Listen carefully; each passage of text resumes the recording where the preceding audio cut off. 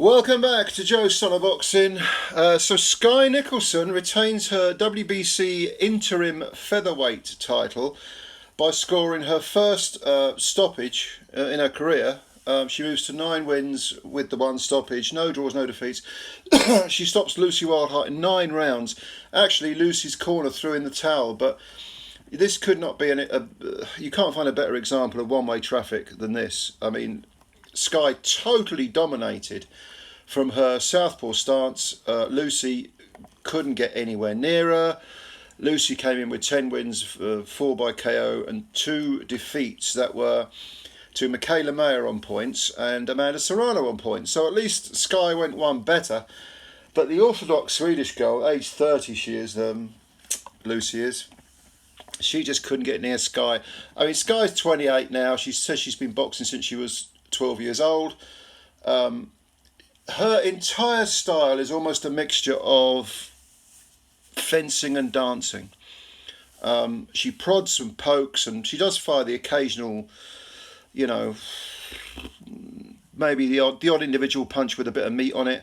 She counters, she feints. Technically, she's very proficient. She has a hands-down style, which I don't particularly like, but it seems to serve her okay because she's so quick. She can rely on reflexes to get out of the way of any opponent's rushes. And she just totally dominated Lucy. I mean, from the word go, there's really nothing to report other than the fact that whenever Lucy moved forward, she got popped, countered. Skye controlled the range totally with her footwork. Every time Lucy moved forward, Skye almost knew what Lucy was going to do before she did it. Whenever Lucy would try to get close and let her punches go, she was just countered. If a counter punch wasn't an option, Skye would simply do a little semicircle and spin out of range, and Lucy would have to reset. It was completely dominant, like round after round. It was very repetitive and clinical. I mean, Skye is, if you don't like her style, that's fine. I understand, because it's not the most exciting of styles, but she's so good at what she does. She's so clinical that it's almost it's almost churlish to sort of knock her for it. I mean, I can't knock the girl, she's doing well. She's doing what she knows, and she's doing it very, very well. Now, holding the WBC interim title, featherweight title, means that it's going to be difficult for her to fight Amanda Serrano, which is the person she wants, because Serrano has committed herself to fighting 12 threes. And there was absolutely no doubt in my mind that who I'd make the favourite over 12 threes between Skye Nicolson and Amanda Serrano, and it wouldn't be Skye.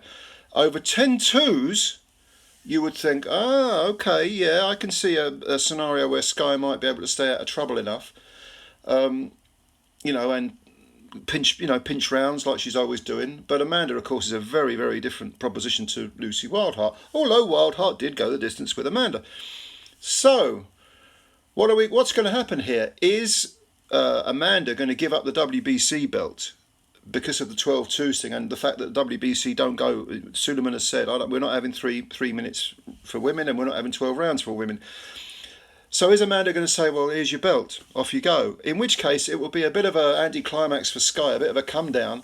Or is Skye going to say, well, actually, I'll fight you over 12 threes? I don't see that happening. I don't see her team allowing that to happen. Because again, over 12 threes, Amanda would just chop Skye up. She'd walk her down and chop her up. And if you're thinking, well, no, I think Skye could take her over 12 threes. Think back a few fights to when Skye fought Tanya Alvarez of Spain. Now, Alvarez is this incredibly tough Spanish girl with just about no technique whatsoever. She looks like she's never had a boxing lesson in her life. But she just walked straight at Skye, forced her to fight at a pace that she wasn't comfortable fighting at. As the rounds ticked on, Skye, the old gas tank began to get a bit low. And after 8 2-minute rounds, Skye was knackered. Absolutely knackered.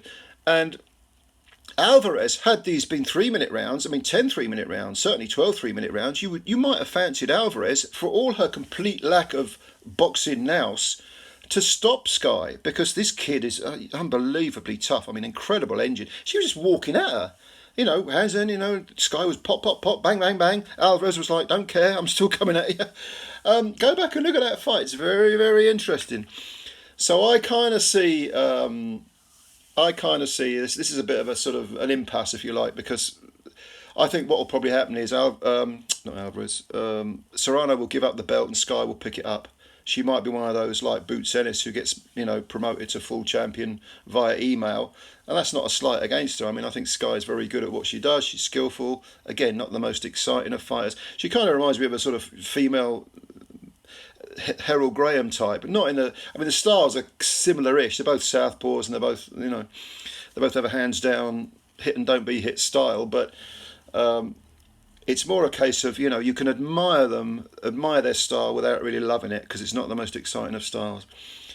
But anyway, let me know what you think. What's next for Skye? Do you think she will fight Serrano? If not, do you think she'll be made sort of, Serrano will give the belt up, Skye will pick it up and become full fat champ? And if so, who do you think she should defend against? So leave your comments below. As always, thank you very much for your time. Subscribe to the channel if you're new and hit the like button. And I will catch you later. Bye for now.